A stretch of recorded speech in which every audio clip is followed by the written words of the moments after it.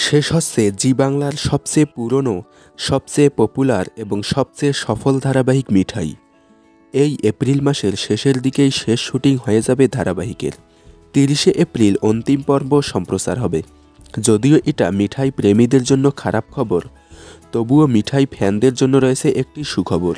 মিঠাই খ্যাত অভিনেত্রী সৌমিত্রিষা কুণ্ডু মিঠাই ধারাবাহিকটি শেষ হওয়ার পর আবারও নতুন ধারাবাহিকে ফিরছে। শোনা যাচ্ছে জি বাংলার সাথে চুক্তিবদ্ধ আছে সৌমিত্রিষা এবং তার পরবর্তী ধারাবাহিক ক্রেজি আইডিয়া প্রোডাকশনের আন্ডারে আসতে চলেছে। যে প্রোডাকশনের আন্ডারে জি বাংলায় বর্তমানে গৌরী এলো রাঙ্গাবউ চলছে। এছাড়াও আমাদের এই পথ যদি না শেষ হয় সম্প্রচার হতো। এবার এই প্রোডাকশনের আন্ডারেই আসছে সৌমিত্রিষার নতুন ধারাবাহিক। শোনা যাচ্ছে এই ধারাবাহিকে তাকে একজন নাচনেওয়ালির চরিত্রে অভিনয় করতে দেখা যাবে। আগামী জুন মাসে প্রোমো শ্যুট হবে এই ধারাবাহিকের।